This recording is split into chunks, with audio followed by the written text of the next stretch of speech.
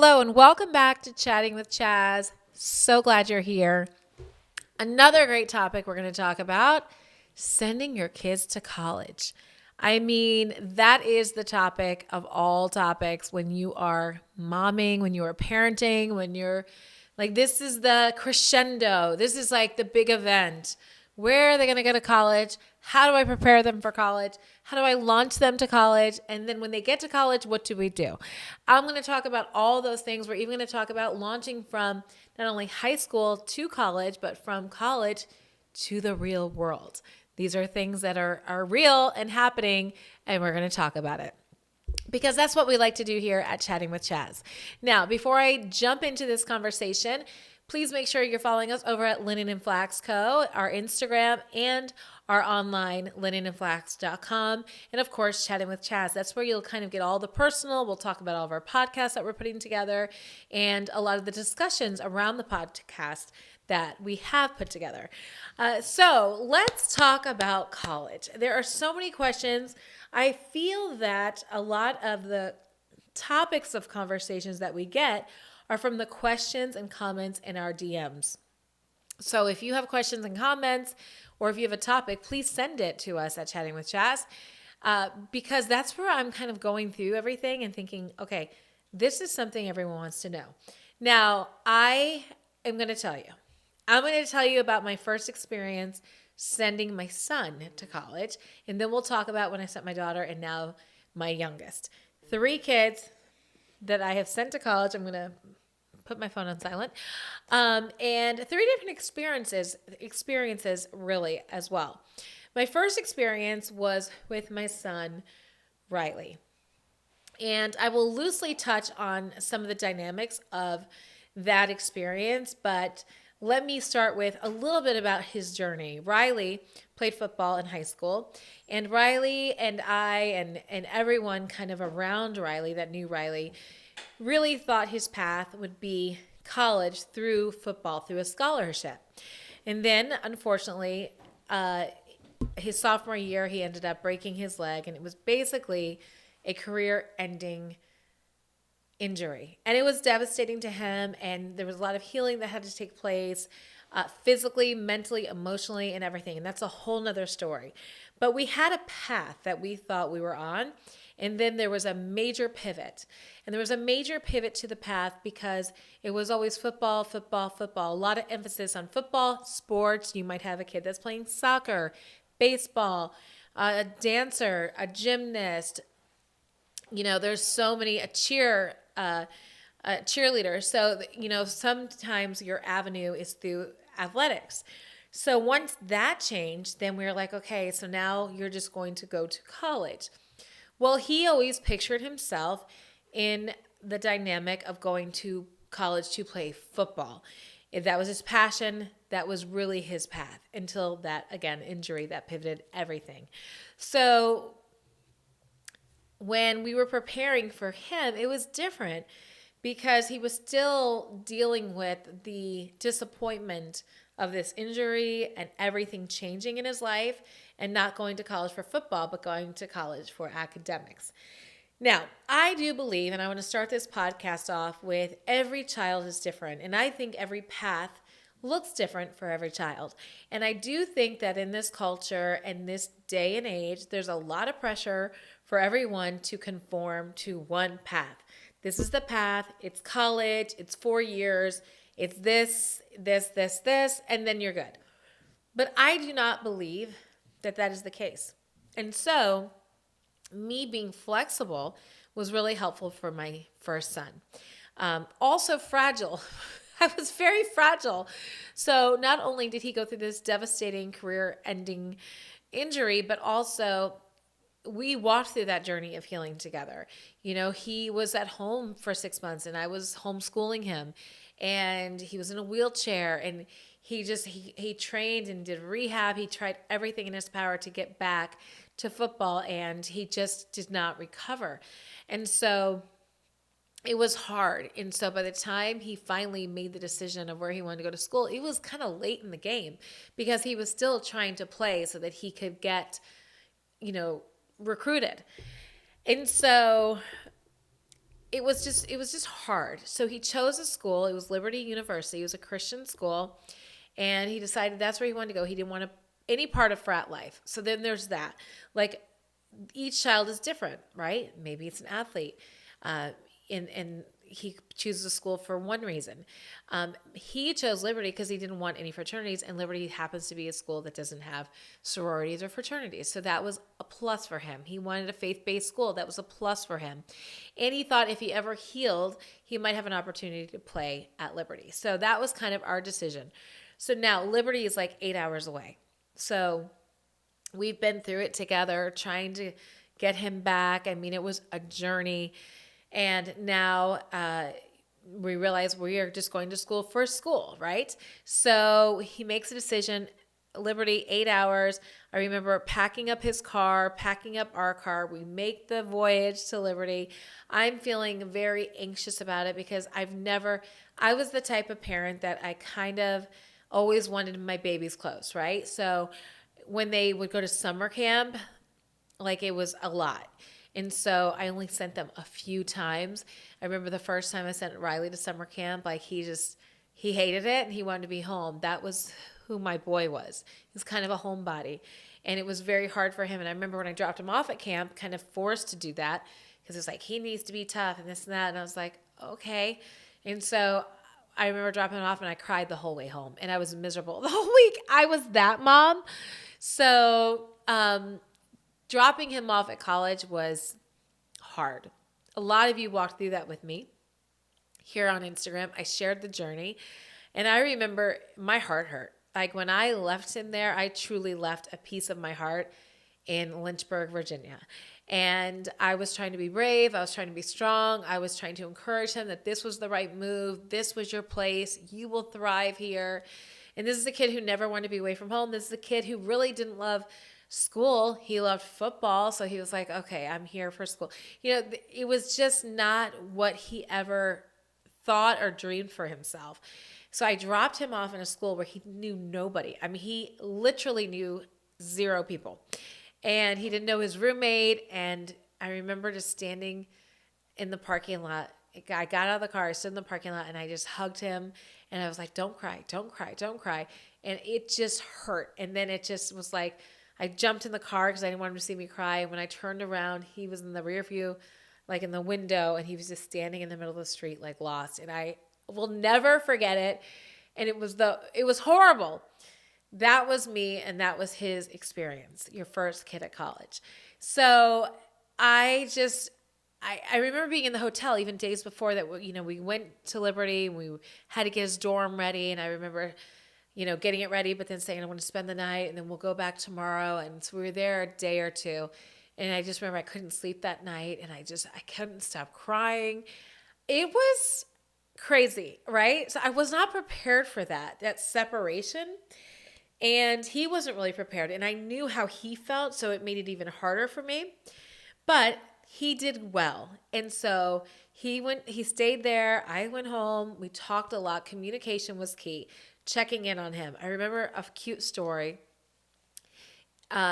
He called me, and he was at the store, and he was shopping. And I'm like, what are you buying? And he's like, I'm buying Halloween stuff because you always put Halloween stuff at home, and I just feel like I need some Halloween stuff.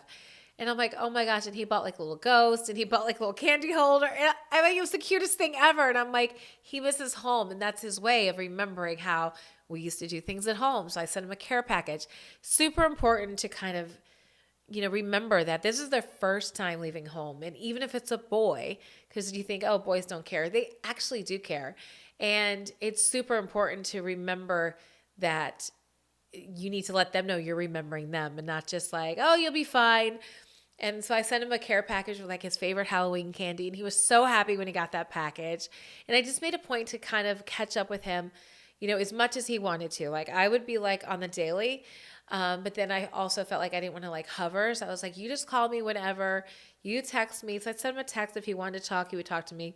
And he ended up really doing well. He thrived that first semester. And then he came home for winter break. And then when he came home from winter break, he was just saying how he just didn't really feel like this was his path. And he's like, I really wanted to go all in for football. And I really just can't wrap my brain around all this. I just don't think it's my path, you know? And he would say things like, you never went to college, mommy. So, like, why do I need to? I feel like I'm naturally an entrepreneur. He had started a little business in high school, and he was just kind of like reselling golf carts, buying, fixing up, and reselling them. And he was doing a lot of them. And he's like, I just kind of want to go and start my own business. And, you know, I kept thinking, but there's a path. College, this is the path, this is the way.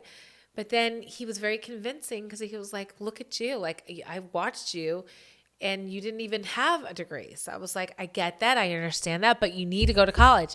Now you have opportunities to go and I can send you and all these things. But I listened to him over that Christmas break and I said, I want you to at least finish the year. And then if you decide not to return back to school, you have to have a job and you have to work full time. So his story was more of figuring out his path. He stayed, he finished the year. He came home that summer. Things started falling apart in our family life.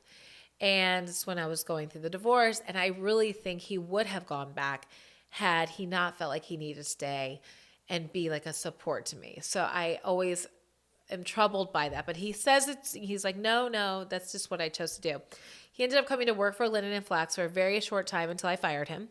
And then I was like, you just need to go live your life, but you need to have a job. If you don't go back to college, I even thought maybe it'll be just be like a year off and he'll kind of regroup. We'll get through our family stuff and then he'll go back. But he started a business. He left Linen and Flax and he just dove into the business that he was starting and it was super successful really quickly. He is definitely a natural born entrepreneur. Like he's just got it. And I thought he taught me a lesson that not everybody fits, you know, the same molds. And he kind of broke the mold and honestly has become so independent, so smart, so wise. I mean, he probably has more in his savings than I do. I mean, he's just that guy. He is so good at managing his money and his expensive. He's completely at 23 years old, living on his own, supporting himself financially and thriving in business. So like, I'm really proud of him. That's his path. Now I have my daughter, right? So she is now a senior in high school. She's watched her brother maybe pivot from his original plan. And she's like, well, he's done really well. But she wanted to go this road of college and she was excited and eager. So I do want to talk about choosing the right school. Riley chose a school that kind of worked for possibly the return of football. That was kind of his choice. Jacqueline chose a school based on what she wanted to study, which was a degree in communications and marketing. She also chose a school that she felt, and she did not choose her school until the very end of her senior year. So a lot of your kids are getting, you know, they're getting their acceptance letters right now. We're in like late February right now. March, they'll be getting acceptance letters and you're going to get a lot of them or you might get denied. And it's like, how do you choose? How do you know? How did your kids know? That's a question that I have. I think there was a lot of question marks for Jacqueline because all of her friends were staying in state. And so in state, a lot of pros. It's more affordable. In state is very familiar, close to home, and a lot of her friends were going in state to some of the schools that were kind of selected. But she did want to take a separate path and she wanted to kind of blossom. She was in a small Christian private school, and I think this was an opportunity for her to kind of broaden her horizons and expand, but it was also a big step to choose a school outside of her comfort zone in the middle of Mississippi. But she chose Ole Miss because it was familiar, because we had gone to Ole Miss as a family. And she's been in the Grove. She's seen football games. And we've always talked about it because the one thing about Ole Miss is it's very quaint, it's very charming, and it feels very safe. You feel like you're having the SEC big school experience, but you're on a smaller, you know, more intimate campus. And that's something we always love. That's something I always loved about Ole Miss. Now, Jacqueline also liked a couple other universities. University of Alabama was another one. And I remember when I took her there to visit, we went to Ole Miss first and we did an orientation. And then on the way back, her and I stopped in Tuscaloosa and we went to Alabama. And to me, when we went there, knowing my daughter and knowing Jacqueline airs more on the like quiet side, also maybe a little timid at that time, like her senior self, maybe a little uneasy about, being in a big college campus. Um, I think I just felt like Alabama felt too big for her. It truly was. And then I remember we got on a bus in Alabama and they're like, okay, you're going to take all these buses around the campus. And I thought, I just don't see her getting on a bus. I don't even think that's really the case. I think now knowing kids that go there, they're like, we don't even get on the bus. But I felt like she was going to have to be on a bus getting to her classes all the time. And I was like, I picture you walking on campus. I picture trees and the Grove and like cute town square. This is what I picture for you, intimate and charming. And it kind of reminded me a little bit of Roswell. But I was like, it's your decision. So it really came down to Alabama and Ole Miss. And I think she truly chose Ole Miss because of her major. They have a great program for marketing and communications. And then the campus. It was just sweet, not intimidating. Alabama just felt really big. And you'll just see as you travel, you will just feel it. And she felt it at the University of Mississippi. But there was still a little bit of a question mark, because yeah, it feels right, but you never know. So we start preparing to go. She makes her decision, I think, like right before her graduation party. So like end of April. I mean, we were late in the game, maybe early May. And then we had her graduation party. And she truly picked Ole Miss because she's like, I've got to finally, she was so indecisive and I didn't want to make the decision for her. I always thought it was going to be Ole Miss. But she's like, I have to figure out because my graduation party is coming and we have to have cupcakes with my school name on it. So it caused her to make a hard decision. So she chose Ole Miss. We prepared all summer. What does that look like? Your preparation. It is, Riley did not want to be part of a fraternity, but Jacqueline did want to be part of a sorority. I never went to college. I was never in a sorority. I had no idea what that looked like. I had no idea what they require. So we had to do kind of a deep dive 101 crash course in sorority during that summer. We had to find the clothing for all the things that they had to do during rush week. I didn't even know what rush was. I mean, there was so much. So I would say if you're like me and you don't understand sororities, you never went or were involved or a part of a sorority, call your girlfriends that were. And I remember there was a girl that worked for me, Courtney, and she was in a big sorority, and she was super helpful. Like, these are the type of outfits you should wear. This is what you need to do. You need to get other people to write letters for you. I'm like, write letters for you? Like, what is this nonsense? Like, I had no idea. And she was super helpful. So reach out to friends. I remember I reached out to Heather McMahon. She went to Ole Miss, and we were friends. And she's like, you and Jacqueline come to lunch with me. We sat down with her. And I think she even reached out to Jacqueline's, to Heather's sorority and just put in a good word for Jacqueline. And Jacqueline ended up pledging with them, but rushing with them. But yeah, I mean, reach out to friends that have gone down that road. There are friends that have done this. I didn't know. So I did have good resources when I finally did reach out to friends. And then I was really trying to be ahead of the expectation when Jacqueline got there. I've heard horror stories at Rush, and Bama actually rushed like a week before us, and they went like viral on TikTok. I remember Jacqueline's freshman year. It was like a whole thing of what the girls were wearing, and we had purchased all these clothes, and then she saw the TikToks from Bama, and she's like, oh my gosh, I have all the wrong clothes. I remember just being like, oh my gosh. But every school is different. And actually, she was perfectly set up when we got to Ole Miss. You have to be careful. Every sorority is different. Like one sorority at one school is maybe not so great, but the same sorority at another school is like the best. So talk to people, ask questions, ask people that attend that school, that have kids that have gone to that school, alum that have gone to that school, because every school just has its little things, and that's what we learned. So anyway, we get there. I decorate her dorm. A lot of you followed us. I went completely over the top with wallpaper and sconces and mirrors and headboards and everything. that I just thought you had to do. I don't think you have to do that. I'm like, you don't have to do that. Now, it was amazing and Jacqueline loved it. And you basically show up and you're in like a jail, like a cinder block room. So I'm like, wow, we have to do something. Um, and we did, and it was lovely, but it was not necessary. So I would say, if you're going to do the dorm, if they have great bedding, a cozy mattress, like a nice topper, those are the important things. But you don't have to wallpaper or do sconces. Now, Ole Miss is a whole nother animal. I think Alabama is similar. A lot of these SEC Southern schools. But also, pro tip, you can hire people to do it for you. I just did it because I'm a designer, but you can hire companies in these towns and they know the exact measurements of the dorm. You say, she's in Crosby dorm and she's got another roommate and she's in this type of room, and you will show up and it's done. You pay for it, but that's kind of a pro tip. I mean, when you have to stand in line to get in the elevator all day, you might think paying for it is the right way to go.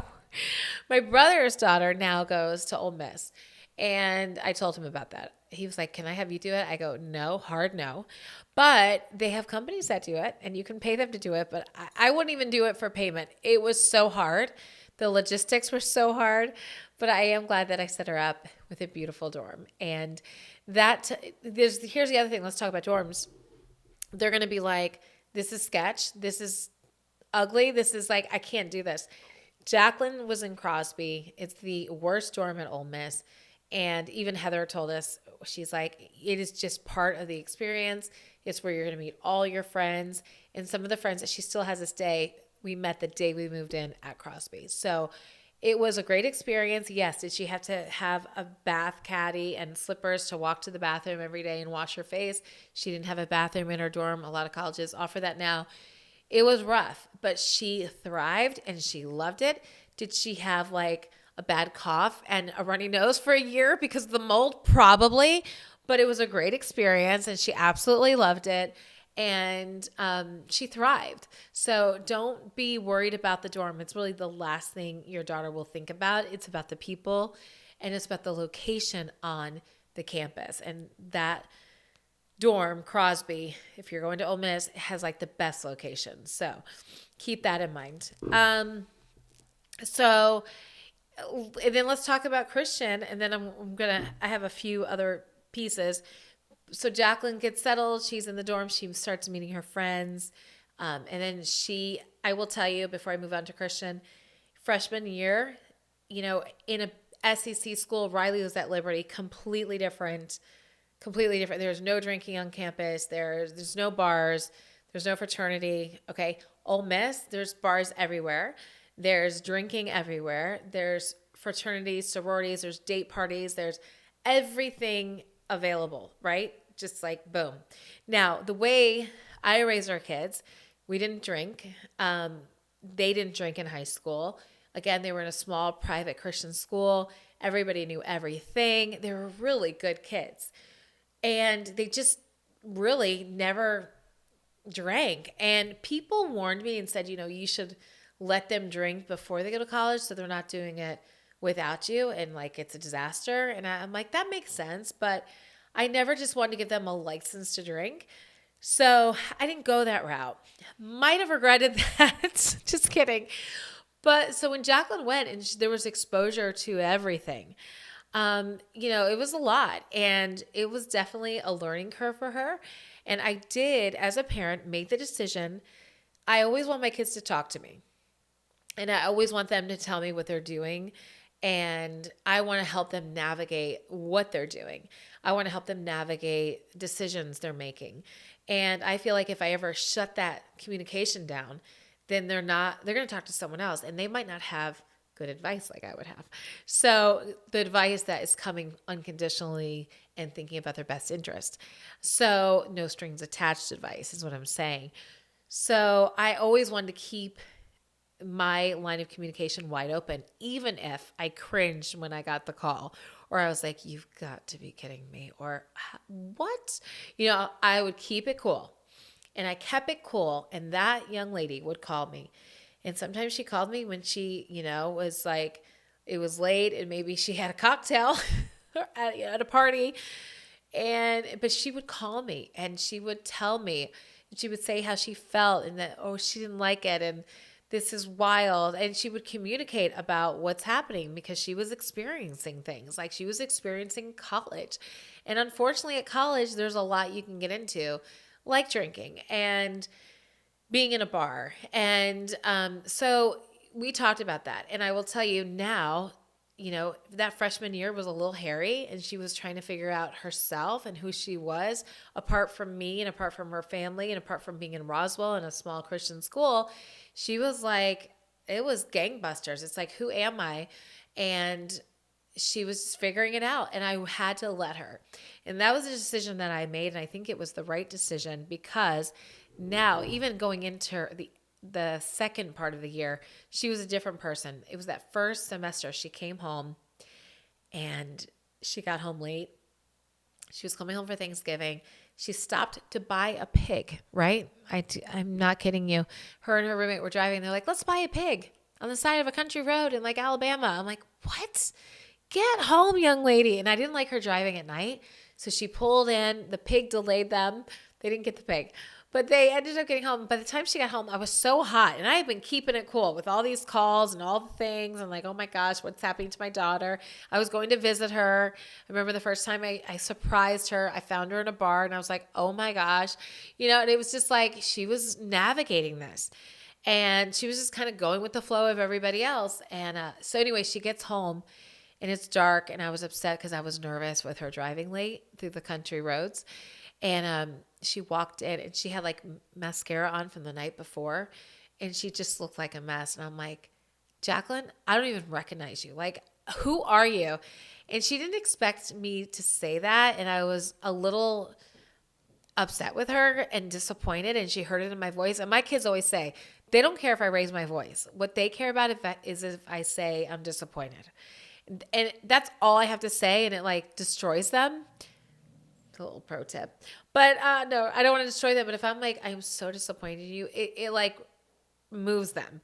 So anyway, I was disappointed in what she looked like because it didn't look like my fresh, smart, beautiful daughter. She looked like, tired and worn out and like maybe she's been partying a little too much. And that was a moment for her where she was like, wow, my mom thinks I don't look good. And she turned it around. I mean, so we had a couple months where it was like, wow, she's really figuring things out. But now as a senior, she is like on this health journey and she goes to the gym every morning at like 6:00 in the morning and she's working out and she's cooking and she's eating healthy and she's a great student and she's like a great friend and she's never had drama with girls. And it's like incredible. Like she figured it out. You have to give them room.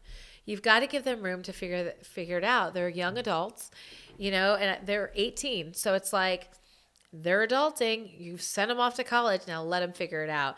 And if you're just that parent that's condemning them all the time and judging them all the time, they're never going to tell you anything. You're never going to be able to be the voice in their ear because they're not going to tell you because you're going to freak out. My kids have told me, my boys have told me, like sometimes like I freak out. I'll be honest with you. And they're like, your freakouts like shut us down. So like, what does that mean when I freak out? And I'm like, wait, what? Wait, why? Do not do that. Like, that's my version of freaking out.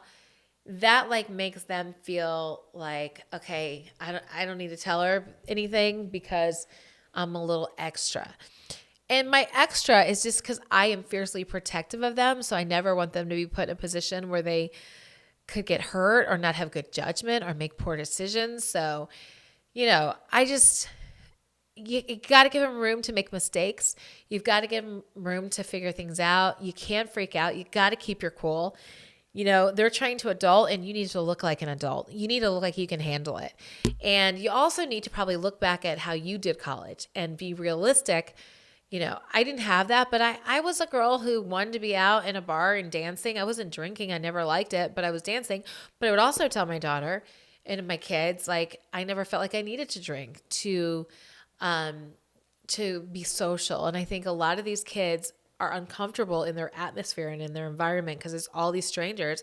Sometimes they're drinking just to fit in. Sometimes they're drinking just to go along with the frat. Sometimes they're drinking just to like be cool socially because they're uneasy or they're anxious, but there's other ways. And so I think the way I've seen Jacqueline navigate it is she is kind of pouring her energy into her school, but also into her health. And she surrounds herself with friends that are like-minded with their health as well. And they work out together and they eat well together and they do life well together.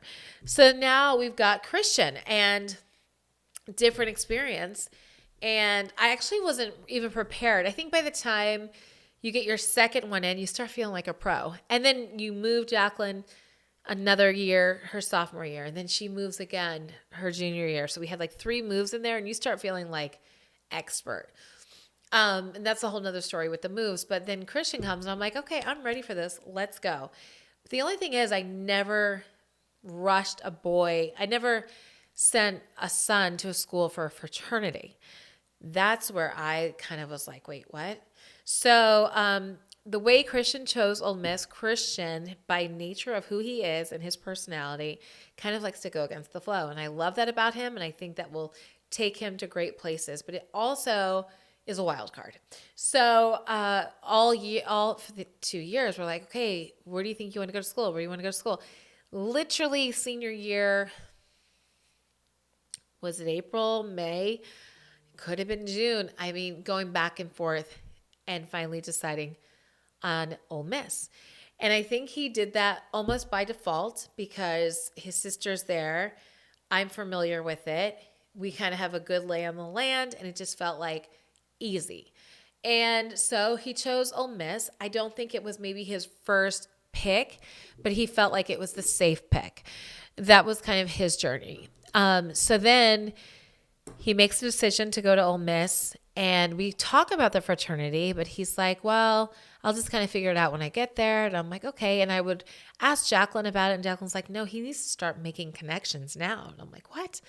What does that even mean? And so apparently if your son is going to like a large SEC school, prior to going there, they need to start making connections. So if you have another sibling at the school, that's always a great opportunity. But like making connections like in February, in March, in April, well, he didn't even decide the school. So he didn't really have a good advantage when he was going in. It was so different than rushing with a sorority versus, is it rushing with a fraternity? Is it still rush? Like, see, I don't even understand it. So then rushing with a fraternity. So he gets to Ole Miss, and then they don't rush immediately. So with girls, the sorority, it's like the first week of school. It's actually the week before school starts. So they get there before everybody. Like, it's all about the rush and sorority. And we get to Ole Miss, and I'm like, so where do we go for your fraternity? He's like, nothing starts yet. It's like in a month. And I'm like, that's weird. So it's so different. So I would say I needed more information. I would say reach out to friends that have their sons have gone into a fraternity. I should have done that. I just thought we would know naturally because Jacqueline did it, and it would be the same thing, and it was completely different. I also did not understand how a fraternity operates. And gotta tell you, not a huge fan. Just gonna say, I think it's more aggressive than a sorority. I think the way they do it, it's more aggressive. I think some of the behaviors are very elementary and immature. These are just my 2 cents now. Do I think you can meet great friends? And I get it. Like, I get it. But I have to say, I just think it's very different rushing for a fraternity versus sorority. The sorority thing, it did feel like sisters. It felt safe. It didn't seem crazy. The fraternity feels just kind of like aggressive. I don't like it. I'm not into it. So we're taking a little break on it and focusing on academics, but that's just a choice you have to make. And it's okay if you change in the process. If you change and maybe you start with a fraternity, he's still part of it, but you could also kind of take a beat. So you have options. There are plenty of kids that go to SEC schools that do not pledge to a fraternity, and it's fine. So it's just not for everyone, but it could be great for someone. And we're still trying to figure that out with Christian. I think he has kind of, he has maybe not a love-hate, that might be strong, but like he sees the benefits, but he also sees the distraction. And I think you have to be super disciplined to do both. And if your kid maybe struggles in that area, it might be better just to focus on school because it's a big time commitment up front. It takes a lot of your energy and a lot of your devotion and time in the beginning in those first initial time months at school when really you're trying to figure out school, but you're also trying to figure out this fraternity. So I feel like, be wise and thoughtful with that decision, knowing your child and how they handle kind of multitasking, because I think it's a lot. Greek life is a distraction. It just is. And you have to know your kid if they can be focused enough. I think also if your kid has any type of, like ADD or, just needs extra support. A lot of people say Greek life gives you that. You have support of the brothers. What I have just seen, it's support in different ways. I haven't seen that. Now, I did see that in the sorority, and maybe we're just missing it, but I haven't seen this big, support for academics in the fraternity. So that's just my 2 cents. Again, we're new at this. Every kid is different. Every experience is different. And I'm just kind of sharing what I've seen. Now, I think college has been a huge benefit. I'm super proud of Jacqueline for finishing. She'll be finished in a couple months, and she'll be the first girl, maybe even boy, with a college diploma in my family. So I am so proud of her. And she navigated it really well. I would also say that Riley navigated, just because he didn't complete it, he navigated it well because he knew it wasn't for him. And then Christian is navigating it. He realized his limits, and he realized early on what a commitment the fraternity was and that some things were slipping academically. And I think knowing your kids, that they even are good judges, is that the right word? That they're even aware of what's good for them, and then they're able to communicate with you. That happened when Christian came home for Christmas, and he was like, it's just a lot, and there's so much time that is needed for academics, but I felt very, distracted. So in talking about that, we're able to make good decisions. So if you hear anything out of this podcast, I feel like I'm putting a lot in your ear. It's keep communicating with your kids. My kids call me every single day. That is not a requirement.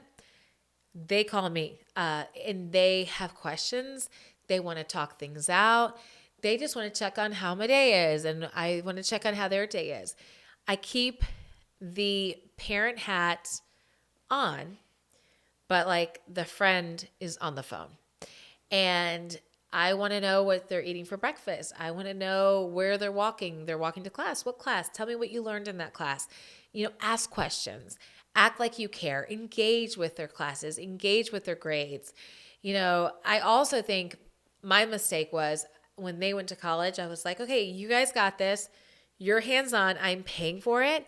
Your job is to go to school and make good grades. And then I wasn't like checking up on grades all the time because I was like, this is your ride. You're going to drive this. And then I'm going to support you and I'm going to trust you. I think it's giving them a lot of responsibility all at once. And I probably would say you should be looking at the grades. You should be checking in with the grades. It's good to trust them, but they also are just on their own for the first time without us checking their homework. Do you know what I mean? So I think be careful. You want to trust them. You want to keep conversation open, but you also still want to be a parent and you want to guide them. So be available for that. Another little thing I do, I feel like I talk to my kids every day, but there might be times on the weekend where they're busy. If it's a game day or something, we don't talk. Douglas taught me this, and I thought it was a great little tip, that when you're on your phone, if you look at your phone and like your recents or just kind of scroll through your text messages, he likes to see like all of his kids before he scrolls again. And when he told me that, I was like, that's a great rule because this means you've communicated, you've called, you've connected within a couple days. Like they're not way down on your like list where you're just like, ding, ding, wait, where's that text? Oh, there it is. So I always keep that in mind. If I'm like, I don't see Jacqueline's name or Christian's name, I'm like, oh, I haven't talked to them. Another thing I do when I get in my car, because, you want to have time when you're on the phone alone with them. Every time I get in my car, I call them.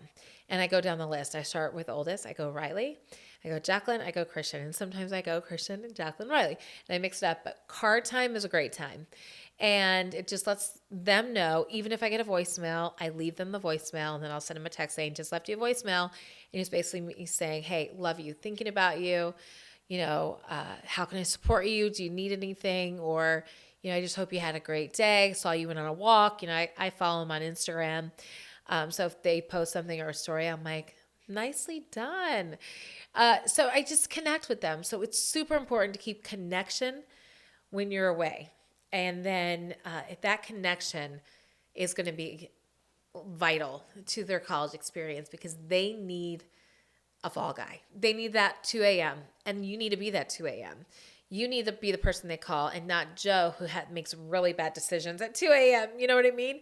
You need to be that person. And the only way you're going to be that person is if you still wear the parent hat, but you also have your friend cap or your friend arm reached out and they know that you are there for them and you're not going to judge them and you're going to be understanding and you're going to have grace and you're going to help them. So that's what I would say. There's so much to consider. Also, they're about to launch. This is how I want to close. They're about to launch and head into the real world and you have put them through college and they're about to graduate. And now it's like, okay, now what? Am I supporting them? Are they going to go get a job that pays for their apartment and their car insurance and their health insurance and their car payment and all the things and their electric and, fresh out of college? I don't know those answers yet. And I just know that there's a lot of question marks and I know that they have the same question marks. And I know that they're thinking about it as much as I am. And I know that their capacity of understanding the real world is like this and ours is like that. So I'm trying to think like this and be that person that gets them to that.